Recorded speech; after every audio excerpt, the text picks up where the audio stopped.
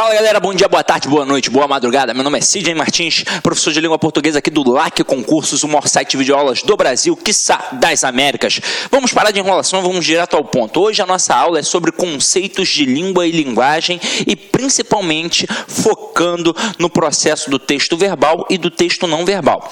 De cara, eu já te digo que é um assunto super tranquilo. A gente vai apenas aprofundar para que diante das possibilidades das questões você não caia em nenhuma pegadinha. Porque quando a gente fala em linguagem verbal e não verbal, basicamente a gente tem a palavra como núcleo do processo. Então, se você utiliza a palavra, seja escrita ou falada, você faz o uso da linguagem verbal.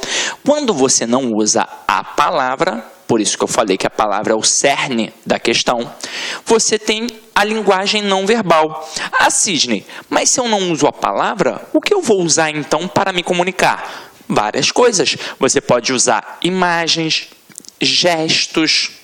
Tudo isso vai contribuir para que você possa compreender alguma coisa. E aí, Sidney, e quando eu misturo? Quando você mistura tanto a linguagem verbal quanto a não verbal, você tem um exemplo de linguagem mista. E você tem de ter em mente que não vai ter uma para se sobressair em relação à outra. Se você tem uma charge, por exemplo, e aí dentro daquela charge você tem uma imagem apenas e 99 palavras, tanto a linguagem verbal quanto a não verbal contribuíram significativamente para a interpretação daquele processo. Ah, Sidney, bacana, mas e se for o contrário? A mesma coisa. Se eu tiver 99 imagens e apenas uma palavra, tanto a verbal quanto a não verbal contribuíram para a interpretação do processo. Beleza? Tranquilo? Então agora a gente já tem mais ou menos uma noção do que a gente vai encarar aqui. A gente só vai aprofundar, porque esse conteúdo é cobrado vira e mexe nas provas, então a gente precisa dominar. Beleza? Então vamos lá, ó. Como eu disse a vocês aqui, ó. Acompanha aqui comigo, deixa eu só zerar um negocinho aqui, ó. Numa comunicação, as pessoas fazem uso de palavras, gestos, expressões corporais e faciais. Tudo isso é linguagem. Então, ó, tá vendo? Quando a gente pega aqui, a gente pega palavras, que é a chamada linguagem verbal, os gestos, as expressões corporais e faciais. Você até percebe se a pessoa está cansada, se a pessoa está disposta, se a pessoa está nervosa, se a pessoa está feliz, com os seus gestos corporais e faciais. Você percebe tudo isso e, no final das contas, este processo todo vai contribuir para aquilo que a gente chama de linguagem. Agora, o que é a linguagem? A linguagem é um processo comunicativo pelo qual as pessoas interagem entre si. Então, é algo comum. Aí, a gente pega assim, ó, se a linguagem tiver como unidade básica a palavra falada ou escrita, ela será verbal, como eu disse anteriormente a vocês. A linguagem, no entanto, pode possuir outros tipos de unidade, como o gesto, o movimento, a imagem, dentre outros. Nesse caso, ela será não verbal. Há ainda as linguagens mistas, como eu falei, como as historinhas em quadrinhos, o cinema, o teatro, em que se fundem a palavra e outros tipos de unidade. Por exemplo, agora você está em casa assistindo a uma videoaula. É um exemplo clássico de linguagem mista, porque você tem aí o slide que a gente usa, está impresso, então a gente já faz o uso da linguagem verbal escrita. Eu estou aqui o tempo todo falando e utilizando o quê? A palavra. Então, a gente tem um exemplo de linguagem verbal com a fala, com a palavra na oralidade. Mas o tempo todo você está vendo uma imagem. E eu estou gesticulando, eu tenho expressões faciais, a gente apresenta aqui imagens também nos nossos slides, e tudo isso é a parte da linguagem não verbal. E ambos você vai perceber claramente, contribuem significativamente para o processo da interpretação que você está fazendo. Então, a videoaula é um exemplo clássico de uma linguagem mista. Agora, quando as pessoas interagem por meio da linguagem verbal, elas fazem uso de um sistema de representação socialmente construído, conhecido como língua. O que é a língua? É um conjunto de sinais, palavras e de leis combinatórias por meio do qual as pessoas de uma comunidade se comunicam e interagem. Pode-se dizer, portanto, que a língua é um tipo de linguagem, e aí preste atenção nisso. Quando eu falo aqui que a língua é um conjunto de sinais, que a gente denomina palavras, e de leis combinatórias por meio das quais as pessoas de uma comunidade se comunicam e interagem, pensa comigo. Essas leis combinatórias são processos arbitrários, assim como na gramática. É uma convenção. Convencionou-se que seria daquele jeito. E para quê? Para facilitar. Afinal de contas, se a gente participa da mesma comunidade, a gente tem de ter o mesmo tipo de língua, o mesmo processo. E aí é óbvio que esta língua pode ser um tipo da linguagem. Pensa comigo, a língua portuguesa, ela é uma combinação de códigos. E diante dessa combinação de códigos, toda pessoa que mora aqui no Brasil é capaz de entender um brasileiro. Ah, Sidney, mas e se eu morar no Rio Grande do Sul? Eu vou entender o camarada que está lá no Ceará? Vai, porque ele, afinal de contas, utiliza a língua portuguesa.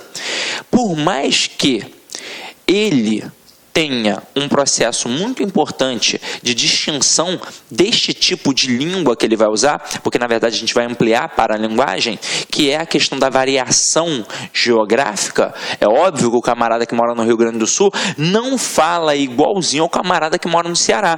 Eles falam de formas diferentes, mas ainda assim tem como princípio básico a língua portuguesa. Um código, uma lei, uma forma arbitrária, é uma convenção. Então, todo mundo que está dentro daquele território, dentro daquela comunidade, é capaz de entender. Agora, se eu chegar com esse jeito aqui, falando do jeito que eu falo, esta língua portuguesa, lá nos Estados Unidos, eu só vou ser entendido se eu encontrar um outro brasileiro.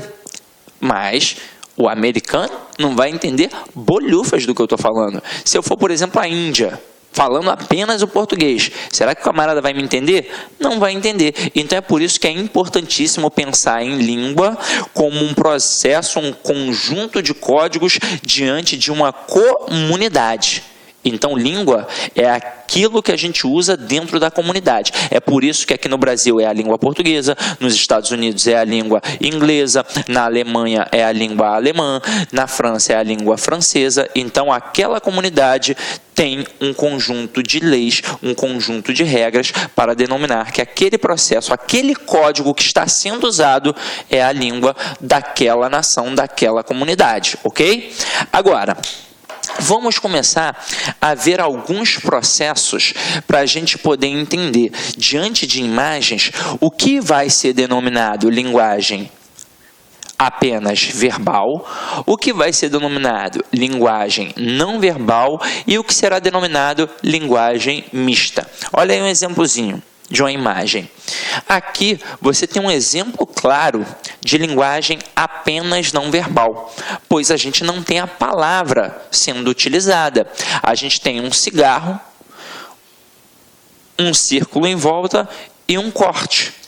E por mais que não tenha a palavra sendo usada, você facilmente consegue interpretar. Afinal de contas, a gente interpreta tudo que está ao nosso redor. Tudo, de certa forma, acaba virando um texto para você o tempo todo. Então, a gente não lê apenas as palavras, a gente lê as imagens, mas a gente lê o mundo. Tudo que está à nossa volta, a gente lê o tempo todo, e de diversas formas. Às vezes, a gente parte de um pré-conceito.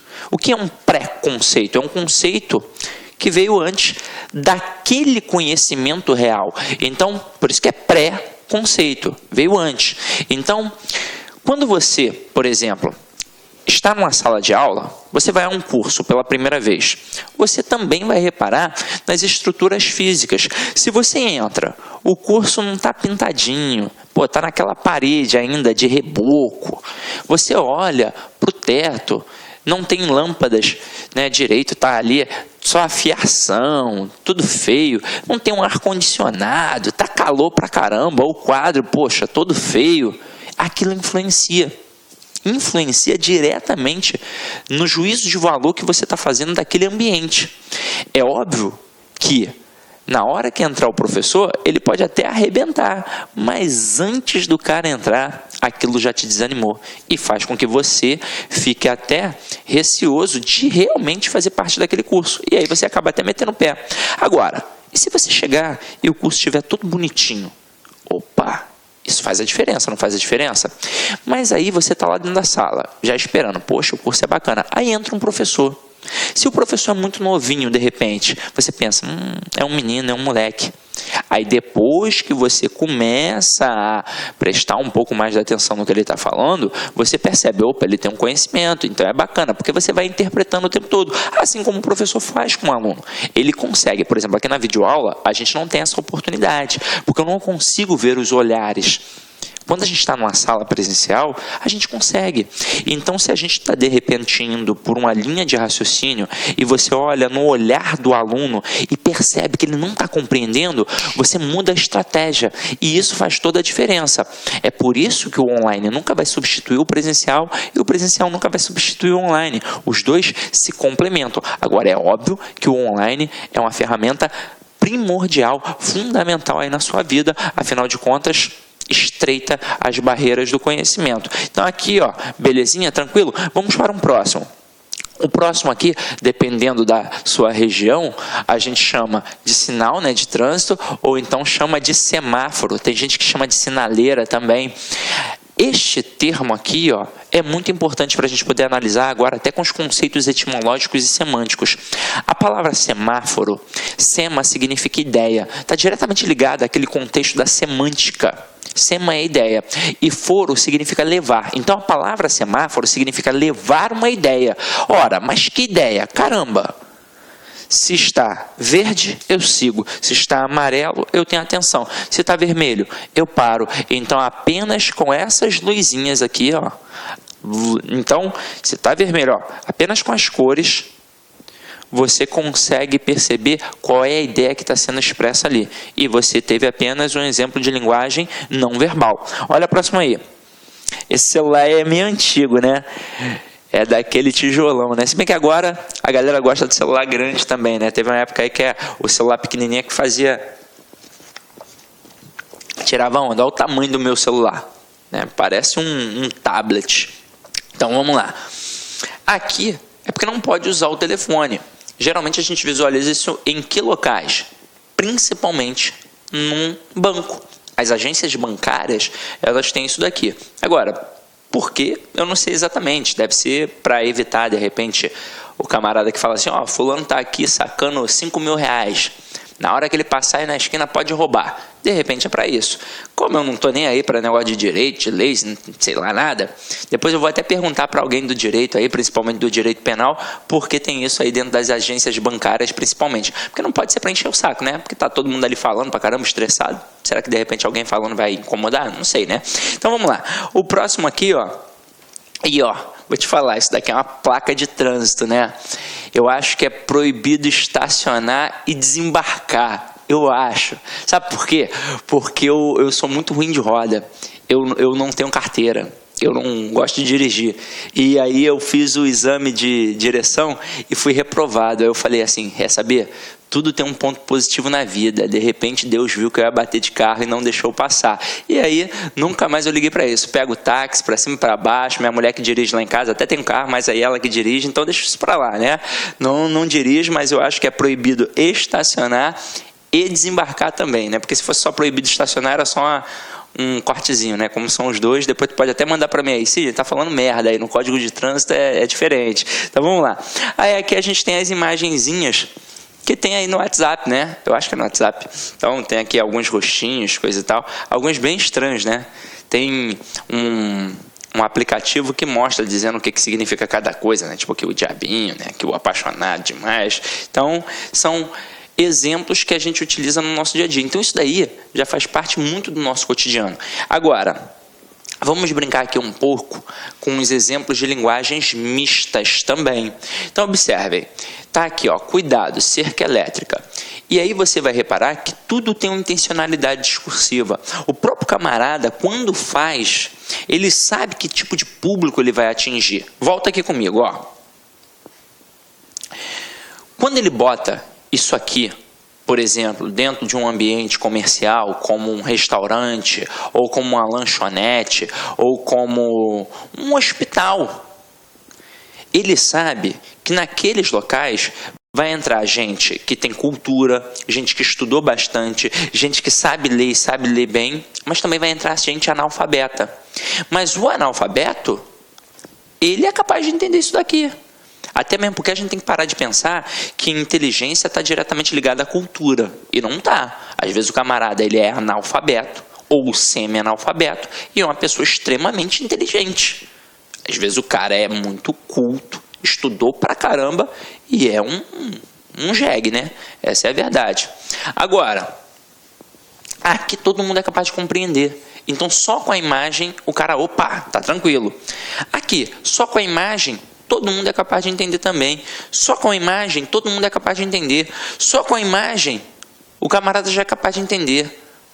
As imagenzinhas aqui também. Agora, vem aqui. Na hora que ele bota cuidado cerca elétrica, ele utilizou a palavra. Então, ele atinge quem? Ele atinge quem é alfabetizado. Mas, como eu disse a vocês, tem a pessoa que não é alfabetizada, tem a criança, caramba. Então, tem crianças que ainda não aprenderam a ler e escrever. Aí, se o camarada bota apenas cuidado cerca elétrica, ele atinge todo mundo? Não. E aí, por isso, ele bota esses raiozinhos. Que aí o camarada, opa, tem raiozinho, é alguma coisa de energia, opa, cerca elétrica. E aí ele vai fazendo essas analogias.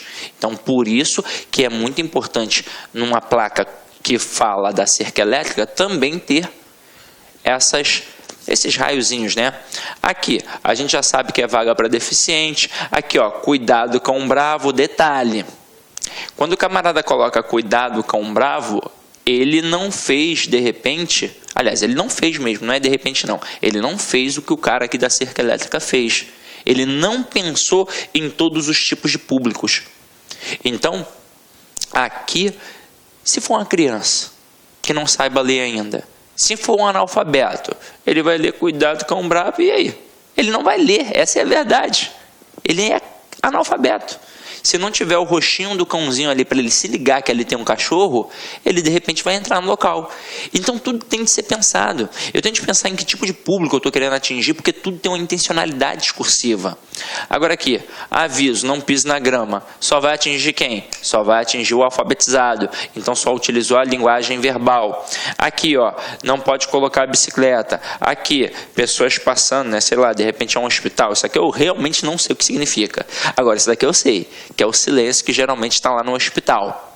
Vocês se ligaram que em determinadas situações só o uso da linguagem verbal não atinge todo mundo?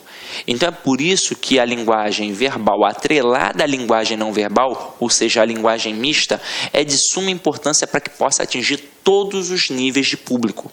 Tranquilo? Então vamos lá, agora a gente vai começar a destrinchar um pouquinho mais o conceito de linguagem e comunicação. Então acompanha aqui comigo, ó. Todos nós usamos a linguagem, a maior parte do tempo, para pedir ou transmitir informações. Esse uso, mesmo quando é utilitário, não deixa de ser legítimo. Precisamos nos comunicar. Sinto uma necessidade dupla. Quero que o outro, o interlocutor, me entenda e quero também entendê-lo. A linguagem, contudo, não se limita a informar, não se reduz à função de comunicar dados e fatos, conhecimentos constituídos. Há uma dimensão constituinte na atividade humana. Os seres humanos estão constantemente modificando o mundo. Eles inventam coisas novas, eles se inventam a si mesmos. E aí se liga. É muito importante esse processo. A gente define muito bem na hora que vai trabalhar o processo das funções da linguagem, ou a chamada teoria da comunicação. Em todo ato de fala, em todo ato de comunicação, tem obrigatoriamente duas coisas: quem fala e quem ouve. Quem fala é o emissor, quem ouve é o interlocutor ou o receptor, como você preferir. Ah, Sidney, mas às vezes eu falo sozinho, às vezes eu não estou falando com ninguém, mas nesse processo você tem emissor e receptor, só que é você próprio. Mas agora, e se eu estiver conversando com a outra pessoa? Eu, por exemplo, Sidney, estou conversando com você que está em casa. Se eu estou falando, eu sou o emissor. Se você está me ouvindo, você é o receptor, interlocutor. Na hora que eu falo, é óbvio que eu quero o quê? Ser entendido. Eu quero que você me entenda e quero também entendê-lo. Então, a gente leva sempre em consideração o contexto. Porque tudo aquilo que eu vou falar tem uma intencionalidade discursiva. É óbvio que aqui eu estou querendo transmitir um conhecimento linguístico. Mas se a gente estivesse, de forma presencial, talvez a gente fosse até para outros âmbitos, porque a gente vai muito além. E quando a gente fala que a linguagem, ela inventa o mundo, isso é fato, porque através da linguagem a gente descreve a vida. Por exemplo, a gente tem diversas formas de conhecimentos. Você tem a economia, você tem a parte... Olá, meus amigos, minhas amigas, sou o professor Luiz Antônio de Carvalho e estou aqui para fazer um grande convite para você, você que vai prestar o concurso da Secretaria de Estado de Educação da Paraíba 2017. Nós aqui do Lá Concurso, nós preparamos um super curso online, um curso online com quase 100 videoaulas por apenas 10 parcelinhas de R$20, o melhor custo-benefício do mercado. E com a qualidade desse professor que você acabou de assistir, essa pequena aula aí, um trecho de uma aula demonstrativa para vocês conhecerem a qualidade dos nossos professores aqui do Lá Concursos. Valeu, galera! Então, espero vocês. Ah, já ia esquecendo, se você deseja esse material de apoio do professor dessa videoaula, clica aqui embaixo, nós temos um link que você pode fazer o download desse material gratuitamente no site do Lá Concursos. Bacana, pessoal? Então, eu espero vocês no nosso grande curso do Personal Coach, Lá Concurso, Secretaria de Estado de Educação da Paraíba, cargo de professor 2017. Forte abraço, espero vocês. Fui, tchau! Clique lá